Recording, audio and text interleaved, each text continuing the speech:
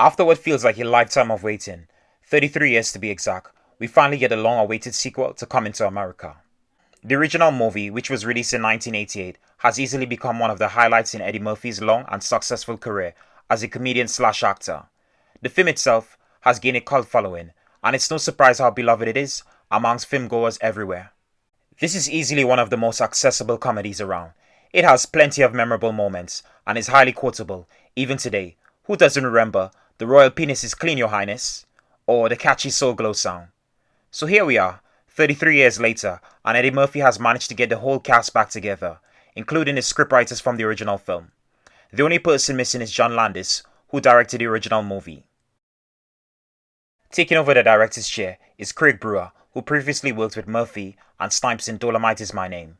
His work with Murphy and what they managed to do in Dolomite really made him a fitting choice for taking on this project. Kenya Barris, who is known for Blackish, joins the returning screenwriters Barry W. Bloystein and David Sheffield. It's easy to see his inclusion in the script, with the family and cultural aspects this time playing a bigger role than in the previous film. So what is the sequel about? Let's get into it. The sequel sees Prince Akeem, now the father of 3 daughters, and on his way to becoming the king of Zamunda, with his father King Jaffa's health gradually declining. Jaffa is concerned over the legacy of their family, since only a male successor can inherit the throne, and his son has failed to provide one with his current wife of 30 years, Lisa. But it is then revealed, via Jaffa's shaman, that Akeem has unknowingly fathered a child when he visited Queens over 3 decades ago. This sets Akeem and his aide Semi back to America to retrieve his son, with the hope of him being a suitable heir. While his illegitimate son is happy to take over for his father and receive all the perks of being royalty, it's not an easy task, especially as he has to prove he's worthy of his place within the royal family. His existence puts him at odds with his newfound family, especially Akeem's oldest daughter Mika, who's had her sights on the throne and was set to take over, following in her father's footsteps.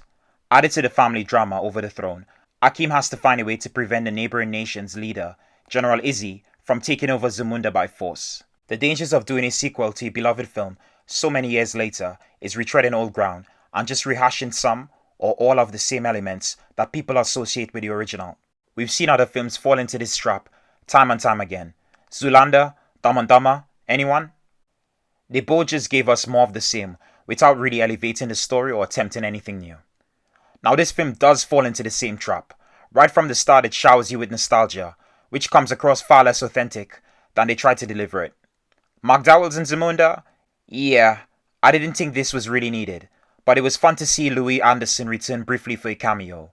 What I do love is that we get to see the natural progression of Eddie Murphy's character, who has not only become a devoted husband, but also the father to 3 daughters. The cast in this is absurdly massive. They managed to get just about everyone back for the sequel, minus a few people who really wouldn't fit into the film's narrative, especially given how many years have passed between the 2 movies. Eddie Murphy as Prince Akeem is still just as entertaining to watch. He's more grown, but still very much the same prince we knew. He is less of the main focus this time around, especially when his son comes into play. His struggle with the responsibility of being king and making the right choices is interesting, especially as we see him conflicted between preserving tradition and making changes that would benefit the future of his country. Seeing the relationship with his family is one of the more heartfelt moments that I really wanted more of, especially as I felt like without the family aspect, this story wouldn't exist at all. There just needed to be some more scenes with him and his daughters, or his son. Even more scenes with his wife would have been nice. Shari Headley as Lisa definitely needed more screen time. Although the scenes she gets alongside Murphy really are wonderful, you still feel the chemistry between the two, and their talks as well as their big argument feels impactful. Her being the voice of reason and the one who is able to truly bring out the good in her husband shows you just how important she is to Prince Akeem. Akeem and Lisa's kids only have minor roles to play, and it's a shame, as they really do seem interesting. This movie marks the debut of Murphy's daughter, Bella Murphy, in her first role as an actress. Honestly, she does a good job from what she's given to do with her parts, but this really isn't a major showcase for her to really make an impression. She's only given some focus in 2 scenes, which she has a few lines of dialogue. They don't turn her casting or her starring alongside her father into a gimmick that takes away focus from the rest of the film, and that's good. She comes across far more subdued than I imagined, and reminded me a lot of Storm Reid. I really loved the look they gave her. Both her and her older sister had some of the best styles. So yes, the older sister, played by Kiki Lane, was instantly one of my favorites of the new cast. Her look is just unique and really catches your attention when she's present. Even when she's not the intended main focus of the scene, it's a combination of the actress and her having just the white wardrobe, which is a testament to the costume designer's talent. She is able to make Kiki Lane come across as both beautiful and fierce in the different outfits we see her wear throughout the film. Kiki Lane gets more to do than her two on-screen sisters, as she's the oldest and the one who comes into conflict not just with her father, but her brother, who suddenly becomes the favorite to take over the throne because of their country's age-old traditions. It's nice seeing her relationship with her brother blossom as they learn that they are not so different from each other. Next up is Jermaine Fowler, who plays Akeem's son from Queens. His performance was mixed in some places. I felt that he really nailed the more serious moments, especially the heart-to-heart he has with his sister and later on his father. When it came to the more comedic moments, it just didn't quite land for me. To me, that's where he struggled with the material he was given. Still, I enjoy the actor, and even more so his romance with the royal groomer. Their chemistry was undeniably there, right from their first meeting. Leslie Jones as Lavelle's mother was on top form here. Her one-liners were some of the best. I really wouldn't be surprised if she was allowed to improvise some of them. Honestly, it's good to see Leslie Jones in a big comedy like this. She really deserves to be in a lot more films. This woman is an underappreciated talent. Another comedian who made up the Johnson family, and one I was worried about because he brings the same shtick to his roles as Tracy Morgan. But surprisingly they used him just enough so he didn't overstay his welcome. In fact, I really thought it was inspired casting having him be part of the Johnson family. Shout out to Linnell. Her role was relatively small, but it was nice seeing her pop up. Wesley Snipes as General Izzy, a showboating general from Nextoria, the neighboring nation of Zamunda, is another one of the newer additions that just completely steals the show. He really commits to his part, and you could see him having fun hamming it up in a role. The accent he had was one of the more convincing ones in the film. He really made it work for his character, to the point I really was convinced he was an African warlord. The over-the-top moments he had in and out of the palace made you want more of his character. His grand entrances in the film are some of the more entertaining moments that feel fresh. I like how they tie his character back into the original film by having him be the brother of the woman Prince Akeem would have married if he didn't go to the States and meet Lisa. Imani Zizi returning and being in a broken state of mind after being left and told to bark like a dog all these years ago is a nice callback to one of the funnier moments of the first film.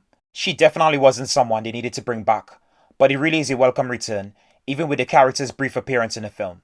Seeing Vanessa Bell Calloway return to the role she played ever so wonderfully in the original is great. The whole Izzy family is a weird but interesting bunch of misfits, and that includes Tiana Taylor, who plays General Izzy's daughter, Bapato, and practically plays the same part as her aunt had in the original film. While visually alluring, she doesn't do much other than be a prop more so than a person, which is disappointing. I was hoping that she would add a love triangle element to the film that would make Jermaine's dilemma between choosing his own path and the throne more interesting. Still, as one note as the character ended up being, it really was great seeing her entrance and even her outlandish outfits. She at least had one major performance. She's a singer more so than an actor, so it's nice seeing her work with her strengths. Someone who is just as instrumental to bringing that comment to American magic as Eddie Murphy's Prince Akeem is Semi. Arsenio Hall doesn't miss a beat. He returns to his character like he left the role only just yesterday. Where has this guy been? I haven't seen him in anything for a while. But his rapport with Murphy is just the same as you remembered. They play off each other like the best of friends. Just like Murphy, he's playing a number of side characters. It was great seeing him as the Reverend Brown, and surprisingly the Witch Doctor Baba. I did not recognize him under all that makeup. There's also Oha, played by Paul Bates. Him joining in a big musical performance and dishing out some killer vocals was fun to see. Not sure if that was his actual singing voice or not, but he really sold it. Also, it was the perfect use of the character, and of course, a wonderful rendition of the Prince sound Get Off. Seeing the legendary James Earl Jones as King Jaffe Joffer was great. His role is relatively small, but more than enough to leave an impression, especially his parting scene with his son. You see it coming, but it still manages to hit you in the feels. Another returning father figure is John Amos as Cleo McDowell, Lisa's father and Akeem's father-in-law. The McDowell's jokes still work. Sadly, he was severely underused, but at least he had one of the best heart-to-heart scenes in the entire film. So based on that, I'm happy that they gave him something to do, or it would have been a complete waste of the actor. I think we covered just about every actor or actress that factored into the film in some way. Like I said, the cast here is huge. It's impossible to cover every single cast member. I tried. But the ensemble of talent really is amazing. It seems like they succeeded in topping Black Panther's cast in terms of the number of black talent featured. Unfortunately, there are far fewer African actors in prominent roles for a film that takes place for the most part in Africa. But I understand the appeal of having more well-known African American actors make up the bulk of the cast. It's a Hollywood film. Still, I appreciate them peppering in a few notable African names. One person in particular that I enjoyed is Namazo Mataba. She plays Lavelle's love interest, and there's just an air about her personality and the performance she gives that's refreshing to see. Her romance with Lavelle takes off pretty quickly, but you really buy into it, because the two actors just have an almost instant chemistry between them. Their attraction for each other isn't one based on lust, but one of mutual respect for each other. I really hope this opens up the doorway for more roles for the actress. She's definitely one to look out for. Ghanaian actor and comedian Michael Blackman also manages to make an impression with his limited screen time. He plays General Izzy's hype man, and boy, this guy can really bring the hype. It was always going to be a tall order to live up to the strengths of that original 1988 film, especially the comedy, which still holds up today. This definitely would be a different movie had it been made a few years after the original film. What we do get here really isn't entirely a rehash of the original movie, but one that tries to include just enough newer elements to feel different.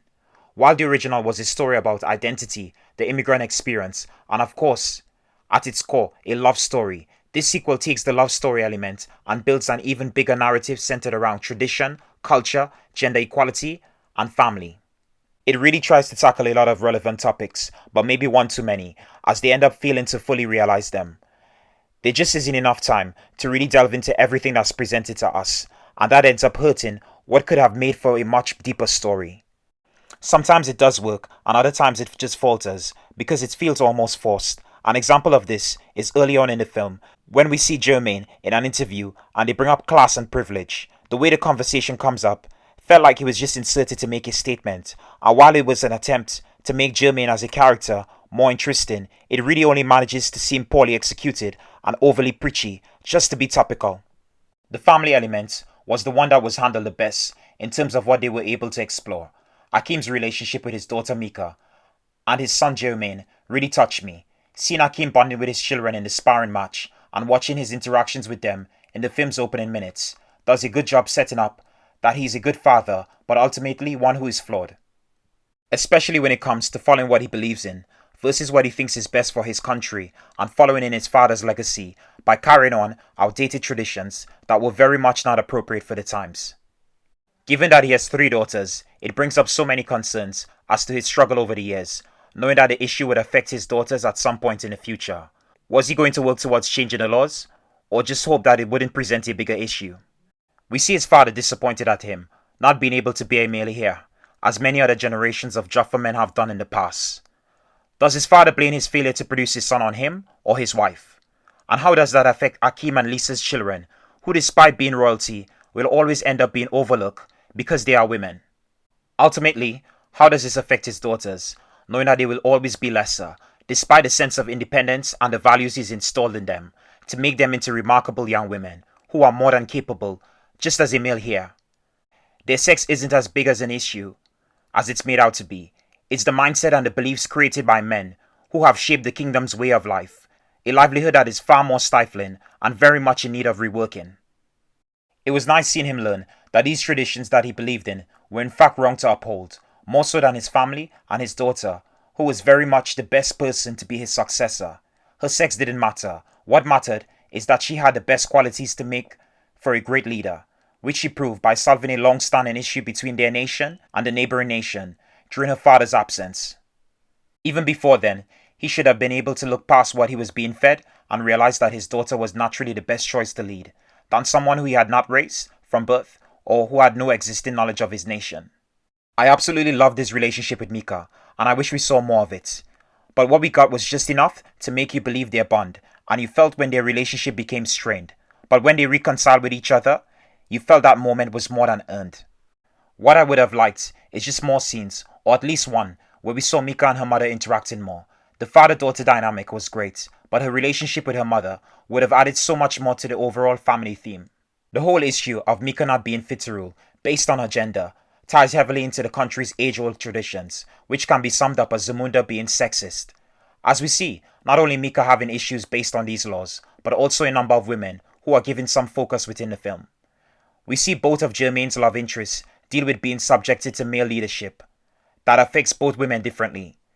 It is not heavily touched on, but it is very much present, and sometimes it might be easy to ignore because the film doesn't allow it enough time for these things to be focused on and explored in depth. Jermaine's groomer and eventually wife, Mirimbe, says that she wants to own her own business, but due to the country's laws, women are not allowed to own their own business. Considering how the character is presented, you wouldn't have known that this was an issue until she brings it up in a conversation, and that is something that paints a bigger picture on what the reality is in a nation where everything seems to be perfect. There is also Bopato, Tiana Taylor's character. While not Zamundan, she is perhaps the worst affected by only being a tool used for her father to bargain and to control as he sees fit. She's unable to make any decisions on her own unless instructed to by a commanding force, mostly male. It's played for laughs, but it really highlights something that's downright worrying, especially when you realize that it has seemingly been the norm for decades. The Izzy family women seem to suffer more than the Jaffa women, who can be viewed as being more progressive.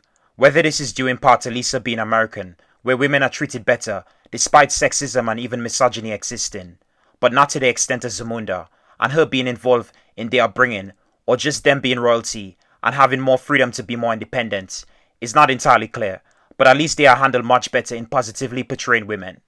Now that I've talked about some of the deeper stuff that stood out to me, let's get into some of the other stuff that this movie manages to do pretty well. Something I was really surprised about is the film's use of de-aging technology to make Eddie Murphy and Arsenio Hall as young as they were in the original 1988 movie. Both actors are in their late 50s to early 60s, so seeing them de-aged and for it to actually work this well really is amazing. They also picked the right scene to use the technology in what was an almost flawless continuation of the club scene. When watching it, you could actually believe that this was just an extended cut of the same scene that they didn't use in the original to save on time.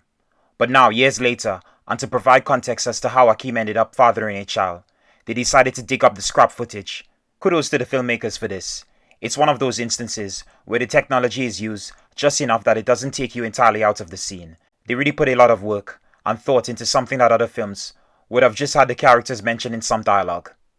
The makeup and prosthetics are even more convincing this time around in bringing to life a number of characters played by Eddie Murphy and Arsenio Hall. I absolutely love that we got the barbershop trio, even though them being alive 33 years later makes no sense. It doesn't matter, they still provide some of the best humor in terms of their banter, which is just as sharp and witty as the first time we stepped into the Queen's barbershop. Okay, one of the things people were on the fence about, or just uncertain of at the time, was this movie being PG-13 compared to the 1988 movie, which was rated R.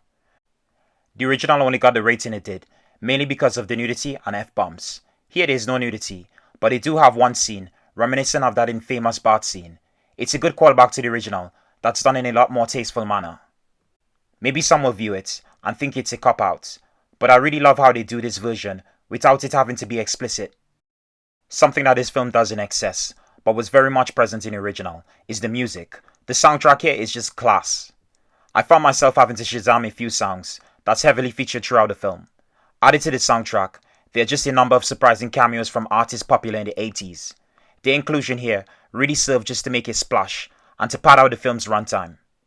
Still, I'm not gonna lie, it was amazing seeing En Vogue, Salt and Pepper, and Gladys Knight putting on a show for King Jaffa's funeral. It really was a celebration and a blast back in time. As excessive as the nostalgia seems, this really was one of the moments that I completely excuse because the execution and just the absurdity of the whole scene added to my enjoyment. Seriously, who doesn't enjoy these artists? Speaking of nostalgia, they got the one and the only Randy Watson back out of retirement, and he's just as dazzling as he was 33 years ago. It wouldn't be Coming to America without him serenading the audience. The musical talent in this didn't just include artists from the past who are still active, but also a surprising mid-credit scene featuring John Legend doing a cover of Oha's song from the first movie. She's Your Queen, being sung by such a talented performer, is even more captivating to hear. It gives the song a whole new life that makes it deeply intimate and really moving. That's not all. Other than the singers, keep your eyes peeled for some celebrity cameos. There's Trevor Noah, Rick Ross, Dikembe Moboto, and Morgan Freeman. Okay, I've saved the best for last. It is the most instrumental part of why I love this film, other than the script, cast, and score. It's the costumes. Ruthie Carter, who is hot off her Oscar win from her work on Black Panther, is the costume designer, and she does an amazing job.